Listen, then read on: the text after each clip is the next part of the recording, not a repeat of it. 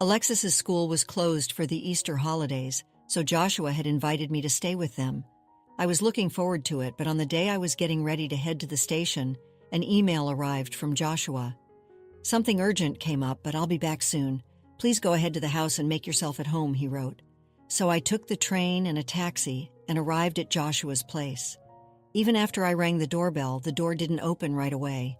Finally, my granddaughter Alexis appeared. "Alexis, hello there," I greeted her. "Grandma, right now is a bit—" "Come this way," she replied in a flustered tone. For some reason, Alexis hurriedly ushered me into the storage room. "Grandma, escape out the back door and be quiet," she whispered. I asked why, but Alexis just said, "Mama can't find out." Then she headed back to the living room. I figured maybe they were in the middle of playing hide and seek, so I decided to wait there quietly. Right after that, I heard the voice of my daughter-in-law, Brittany. "Alexis, Grandma hasn't arrived yet?" "Not yet," said Alexis. Brittany clicked her tongue disapprovingly and seemed to make a phone call. "That old hag isn't here at all. She can't even be on time. I'm so over her. It's time for a generational change," I heard her say. That old hag was referring to me, but the shocking truth didn't end there. Brittany began saying something truly outrageous. "My name is Abigail." It was a beautiful day off, and I could hear birds chirping outside my window. I opened the curtains, freshened up a bit, and headed for my overly spacious bedroom. When I opened the door to the living room, flowers were displayed as usual, and my late husband was smiling at me from a photograph. He had passed away a few years ago. At the time, losing him left me so shocked that I could barely function for a while. But with the encouragement of my son Joshua and his wife Brittany, I'm now able to go to work and live a normal life again. More than anything, I knew I couldn't give up for the sake of my granddaughter Alexis.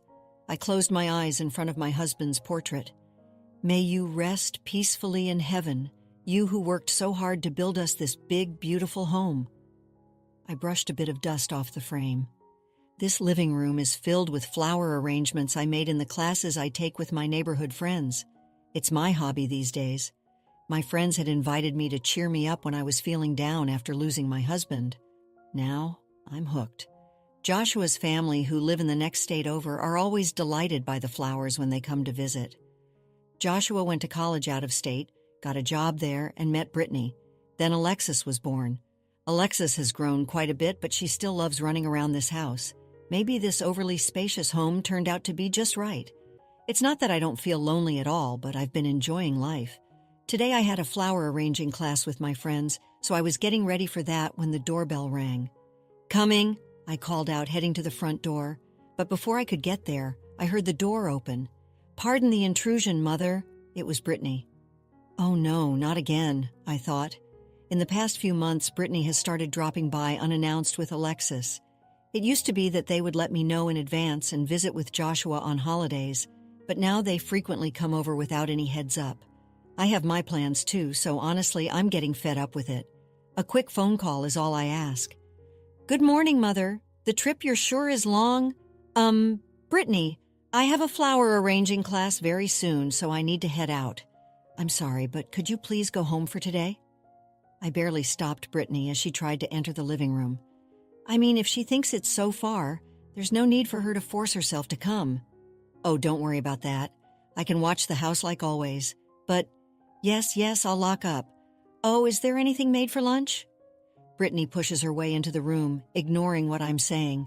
Meanwhile, Alexis apologetically lines up their shoes before entering the room. Alexis used to gleefully admire the flower arrangements while Brittany watched over her with a smile. How did it come to this? "You know, Brittany, I keep telling you, could you please contact me before coming over?" I asked. "Well, we're going to come anyway, so that just makes it more work, doesn't it? I don't want to deal with such a hassle," Brittany replied flippantly. She popped herself right in the middle of the sofa and focused on her smartphone. Whenever they visit, she lazes around like this, leaving meals and everything else to me. It's gotten to the point where Alexis offers to help me out. It's not that I want to be a nagging mother-in-law, and I'd rather not say anything, but this is beyond my limit. Anyway, I'm heading out now, so please go home for today. "What? We spent all that time getting here. You know it's awful of you to turn us away. That's why I keep asking you to contact me first." Alexis, you're tired too, right? Brittany called Alexis over and peered at her face. She had a smile, but there seemed to be a coldness in her eyes for a moment. Alexis looked scared, then quietly replied, "Yes. See? Your cute granddaughter is saying so too. It's fine to let us stay a bit, isn't it?" In the end, Brittany got her way and I had to leave the two of them and head out. Even when I met up with my friends and held the flowers in my hands, I just couldn't focus today. Of course, I was irritated with Brittany, but more than anything, I couldn't get Alexis's demeanor out of my mind. My friend noticed that I seemed off and asked what was wrong. I told her about what happened that morning. She listened intently and suggested that I try talking to my son about it. So on the way home, I decided to give Joshua a call right away. "Oh, hello, Joshua. Do you have a moment?" "Oh, Mom, sure. What's up?" "I wanted to talk to you about Brittany." "Brittany, hang on. Let me go somewhere else." "Okay, tell me slowly." I told Joshua how Brittany and Alexis have been visiting a lot lately, with just the two of them, how they never contact me beforehand no matter how many times I ask, and that Alexis seems down. Joshua was surprised at first, but he listened seriously and apologized. "I'm so sorry, Mom. I had no idea. I'm sorry for the trouble. I'll have a firm word with Brittany. I promise I won't let her go over there without contacting you first anymore. Thank you. Any ideas about what's going on with Alexis?" I have no clue. When she's with me, Alexis is always cheerful and well-behaved. I've never seen her acting the way you described." "I see. Maybe she only gets like that around Brittany for some reason. I'm not sure why. I'll keep a close eye on things, too. I'll try not to leave the two of them alone together. You're right. I'd hate for anything to happen to Alexis. If anything comes up, I'll let you know. Talk to you later." After ending the call with Joshua, I headed home. When I arrived, Brittany and Alexis were already gone. Perhaps they had rushed out after getting a call from Joshua. The room was quite a mess. There were bags of snacks left open and glasses with their contents half finished. Usually, even if they don't put everything back perfectly, they at least tidy up a bit. I sighed but felt a bit relieved, thinking that they wouldn't be coming over unannounced anymore for the next few weeks. Brittany didn't come to my house at all. While I felt reassured, I was still worried about Alexis. I contacted Joshua a few times, but he only gave vague responses, perhaps because he was busy as Easter approached. Joshua reached out to me. "Oh, hello, Mom. Are you free this Easter holiday? Alexis's school will be closed, so come stay with us. Alexis has been wanting to see you." I happily agreed and was looking forward to the day. But on the day of, as I was getting ready to head to the station, I received an email from Joshua. Something urgent had come up at work, but he would be back soon, so he wanted me to go ahead and relax at the house.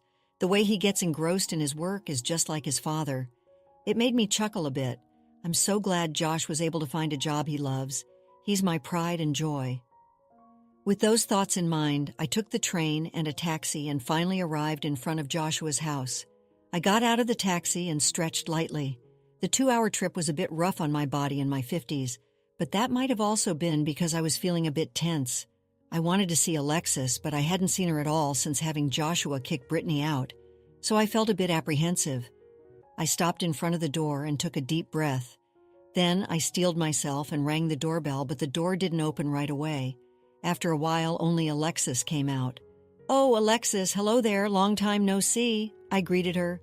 "Grandma, right now is a bit... Come this way," Alexis said. For some reason, Alexis seemed very flustered as she pushed me into the storage room. She had such a serious expression, too mature for a child, as she ushered me in that I just went along with it. "Grandma, escape out the back door and be quiet," Alexis whispered. When I asked why, she just said, "Mama can't find out." Then she headed back to the living room. I was confused, but figured maybe they were in the middle of playing hide-and-seek, so I decided to stay put. Then I heard Brittany's voice. "Alexis, Grandma hasn't arrived yet?" I peeked through the gap in the storage room door and saw Alexis shaking her head vigorously while Brittany clicked her tongue disapprovingly. As I continued observing them, Brittany took out her smartphone and began talking to someone. "Oh, hello. Sorry, I'm running late, but I can only talk for a little bit longer." What a shame. She continued with a generic conversation about what they had for dinner last night and how work has been busy lately. She must be on the phone with a friend. I had rung the doorbell in the middle of it, so Brittany probably couldn't come to the door. It's a bit awkward, but I can't just keep hiding in the storage room, so I started to move to go out into the hallway. Right then. Seriously, that old hag isn't showing up at all. She can't even be on time. She's so done for. It's time for a generational change. I froze. Is she calling me an old hag? She always referred to me as mother to my face. I was so surprised I almost let out a gasp. But then I realized this was a chance to learn Brittany's secrets. I decided to stay put and listen a bit longer. Then the unbelievable happened. Brittany started saying something outrageous. Well, I'll stop talking about that since it'll take too long, but our date the other day was so fun. That hotel was amazing, as expected of you. I want to go again. I want to see you soon. Her tone of voice changed. She sounded genuinely happy for a moment. I thought she might be talking to Joshua, but would she tell her husband, who she lives with, that she wants to see him soon? Would she purposely call to talk about what they had for dinner last night and their date? Plus, Joshua is at work right now, which means the person on the other end of the call is a man other than Joshua, and he's not just a friend. Could he be her affair partner? When I reached this conclusion, I could feel my body temperature dropping. With shaking hands, I took my smartphone out of my purse and hit the record button. Brittany's call was still going. As expected of you. Next, I want a designer bag. Then I'll wear that cute outfit I mentioned before. You can do whatever you want with me. The contents of the call were so sickening, I felt like throwing up. And she has her young child right there. Alexis probably doesn't understand the details yet, but she seems to have a vague sense that her mother's behavior isn't praiseworthy. She must have forcibly hidden me in the storage room because she knew it would turn into a big deal if Brittany and I ran into each other while she was on the phone with someone. Alexis sat there with a sad look on her face, quietly doing what seemed to be homework. My heart ached at the realization that my 7-year-old granddaughter was being put through such a painful experience. That old hag, she's surviving too stubbornly. I wish she'd hurry up and disappear so she could hand over that big house to me. I want to live there freely, just the two of us, that big house. Is she talking about my house? What does she mean by hurry up and disappear? I felt the urge to burst out and confront her, but I desperately held myself back. My mouth was dry. Seriously, she's so annoying. Like the other day, just because I took a few pictures of the interior of her house, she got mad right away. Talk about menopause. She should learn from me. She went on to harshly criticize my clothes as lame and my cooking as old-fashioned. It made me sad to think she saw me that way, but anger welled up in me at the same time. However, I told myself that going out there now to get angry at her wouldn't change anything. I just have to endure it for now. I'm so glad you prepared that medicine for me. We have to make that old hag kick the bucket by making her take a lot of it. As she said that, Brittany transferred a white powder she was holding into a glass. I couldn't see it clearly, but it was one of the glasses for guests that I had given her as a gift long ago. I don't know what kind of medicine it is, but it's surely nothing good. Is she planning to make me drink that? I went pale to think my son's wife was scheming something like this. Well then, I should get going. My husband will probably be back soon. See you at the hotel again. I love you. Brittany hung up the phone with those words, but she was still operating the screen. As I continued observing what she was doing, my phone started ringing. Oh no! I hurriedly tried to turn off my smartphone, but it was too late. Mother, could it be you heard that conversation, didn't you? The storage room door opened, and the sudden brightness made me cover my eyes reflexively. When I slowly looked at Brittany's face in front of me, she had that cold smile she had shown Alexis that time. It was the first time I felt a smile was scary. I don't know what you mean. I just arrived here a moment ago. I objected in a shaking voice, but it probably didn't mean anything. You heard what I was talking about, didn't you? Brittany took a step closer to me, her voice low and menacing. Resigned, I decided to be honest. I stepped out of the storage room to face Brittany. Yes, I heard. What in the world is going on? Are you having an affair? I gathered my courage to confront her. My hands and feet were trembling with fear, but I had to confirm the truth. My body stiffened up naturally and sweat beaded on my palms. Hey, pause for a moment. Would you care to support us? Like this video and subscribe for more? Now let's dive back into the story. Please don't take it so seriously. That was just a friend. It was all lies, a joke. Hurry up and forget about it. Brittany said with a scornful laugh. Her words rang false. There's no way this can just be a joke. I heard your whole conversation just now. You may have heard it, but it was only my voice, right? You don't know who I was talking to on the phone, and yet you're suspecting an affair. That's terrible of you, Brittany retorted. Then who were you talking to? I asked. I told you, just a friend. Are we done here? Brittany turned her back to me, looking annoyed. Considering the contents of the conversation, it's obvious that it wasn't just a friend. She's underestimating me. Then what about the bad things you said about me? Were those also a joke? I didn't say anything bad. You're being way too paranoid. That's enough already. Do you have any proof? Well, that's if you can't even provide that. Stop making these weird accusations. I'm not having an affair. The moment Brittany stated firmly, "Don't lie," the front door swung open forcefully, and Joshua appeared. After glaring at Brittany, he gave me a slight nod and turned towards Alexis. Taking that as my cue, I quickly rushed to Alexis's side, ignoring the shocked Brittany as I gently hugged her. Alexis began crying in my arms, her voice muffled. Alexis's body was cold. How much pain has this child been through? Regret washed over me, wishing I had noticed sooner. Joshua, why are you back all of a sudden? What about work? Brittany asked. Brittany, let's stop this. I know everything now. That you're cheating, that you're after Mom's house, and that you've been hurting Alexis. What evidence do you have to say that? Mom sent me a video. Joshua operated the smartphone in his hand. As expected of you. Next, I want a designer bag. Then I'll wear that cute outfit I mentioned before. You can do whatever you want with me. The lines Brittany had said earlier played back. That's right. I had sent the video I recorded to Joshua. Having already finished work, Joshua had rushed home and timed his entrance. It's so underhanded of you to secretly record a video. And I told you it was a joke, didn't I? Just a friend, huh? The kind of friend you do those things with? Saying that, Joshua pulled a stack of photos out of his bag and held them out to Brittany. What are these? There were photos of Brittany walking with a man.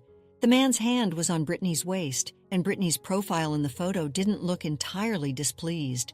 The building behind them was a hotel. No matter how you look at it, they're not just friends. There were also photos of the two of them wearing matching necklaces, laughing together, holding hands while walking, and embracing each other. As Joshua presented these photos, Brittany's face grew paler and paler. I had already noticed, that you were having an affair, Joshua said. How your behavior lately has been suspicious. You were often not at home, and Alexis told me everything. Alexis did. I hugged the small body in my arms. Those little arms clutched my clothes, burying her face as if to look away from her mother. Alexis, how could you? I told you so many times not to tell anyone. What have you done? What have you done is the real question, Brittany. How could you do this in front of a child? You haven't thought at all about how Alexis must feel. Then Alexis spoke up. I couldn't take it anymore, Mama. Speaking badly of Papa, Mama being cruel to me, strangers coming to our house, hearing those words. I reached for Alexis's clothes. Alexis flinched a bit, but obediently let me lift her shirt. There were several painful-looking bruises on Alexis's body, and I couldn't help but wince. Did Brittany hit Alexis to keep her quiet? If so, it makes sense why Alexis was unusually subdued at my house. Alexis, these injuries, tell me. Alexis nodded slightly at my question, seeing that Brittany glared at Alexis as if to protect the frightened Alexis. Joshua stood completely blocking Brittany's line of sight. The night you went to the hotel with that man, Alexis called me in tears and told me everything, so I hired a private investigator today. I wasn't at work, but meeting with the investigator to get an update. What, a private investigator? Yeah, I had them investigate thoroughly. Seems your affair partner is a pharmacist. Joshua confronted Brittany, holding the documents he had taken out in one hand. Ever since Alexis told me until I had this evidence, I was so worried you would hurt Alexis again. Joshua's face looked pained as he said that.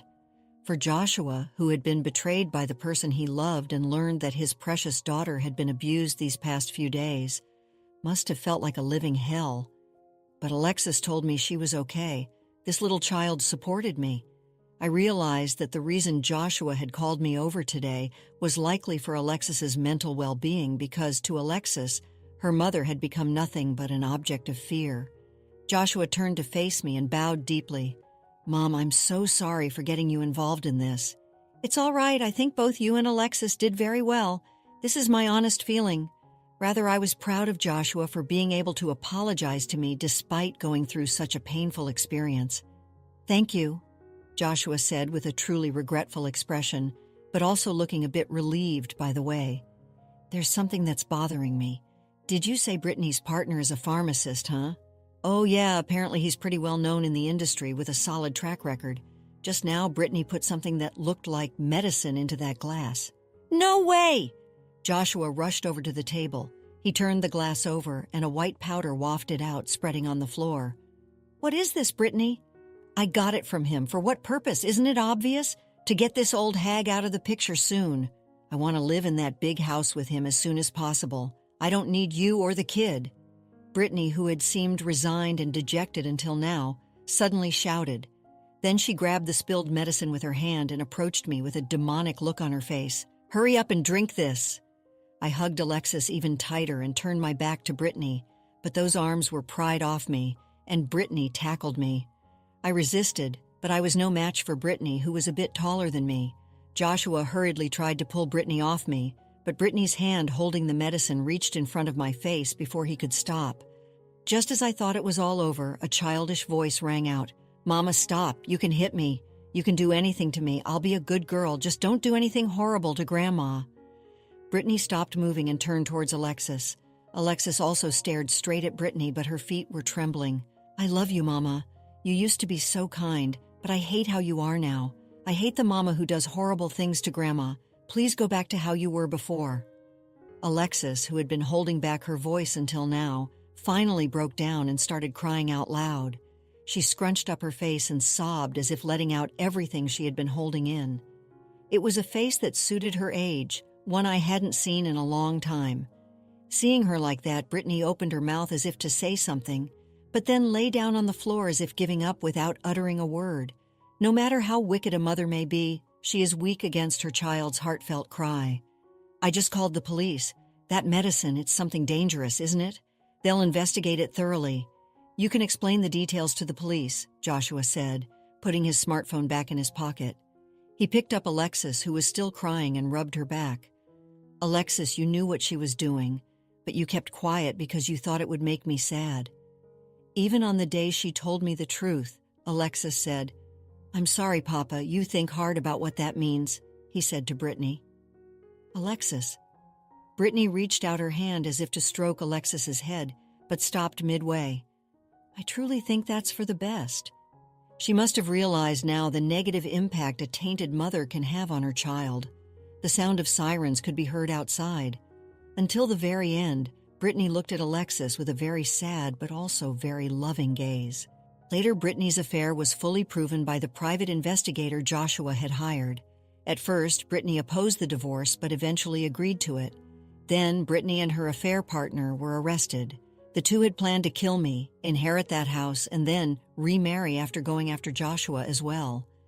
The medicine they tried to make me drink was indeed harmful to the body, and the pharmacist had reportedly taken it from his workplace without permission. If I had drunk that, I might have gone to be with my husband in heaven. That might have been happiness in its way. When I jokingly said something like that to Joshua, he replied, "Mom, I'm sorry about what happened this time. Hey, why don't you come live with us? You must be lonely by yourself.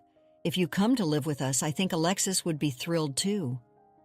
The house that was too big for just me was quickly filled with Joshua and Alexis's belongings. Today, I pray in front of my husband's portrait as always. It seems it will be a bit longer before I come to where you are in heaven, because right now I'm so happy, but you'll forgive me for that, won't you? Through the window, I can see Alexis playing energetically with Joshua. I suddenly remember that day. Alexis tried her hardest to protect me with her small body. After the incident, there were nights at first when she would start crying, her emotions unstable, but now she's back to her cheerful self. I vowed strongly to protect this child no matter what. I'm sure Joshua feels the same. "Grandma, catch that!" Alexis called out. "Here you go," I said, stepping out into the yard with the ball that had rolled over, heading towards Alexis. "Thanks." That pure smile directed at me was so adorable. I hugged Alexis tightly. I felt immense happiness in her warm body, so different from that day. Let's conclude the story shortly. The police arrived, taking Brittany away, the white powder, and her phone as evidence.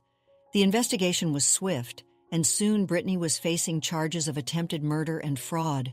Her affair partner, the pharmacist, was also arrested, his career and life in ruins. The house, once a symbol of Brittany's greed, became a haven of healing. Alexis, with Joshua's loving support, began to recover from the trauma. She still had nightmares, but the warmth of her grandfather's love and the unwavering presence of her grandmother helped her find solace. Abigail, no longer lonely, found joy in her newfound family. The house, once too big, became a place of laughter and love. She continued her flower arranging classes, her hands now filled with the vibrant colors of hope and new beginnings. The birds still chirped outside her window, but now their song held a different melody. It was the melody of forgiveness, of resilience, of a family reunited. As Abigail looked at Alexis playing with Joshua, she whispered a silent prayer to her late husband. "We're okay now, Randy. We're finally home." After experiencing the full journey of our story, we'd love to hear your thoughts. How did the story resonate with you? Don't forget to like, subscribe, and stay blessed. Thank you for watching, and see you in the next story.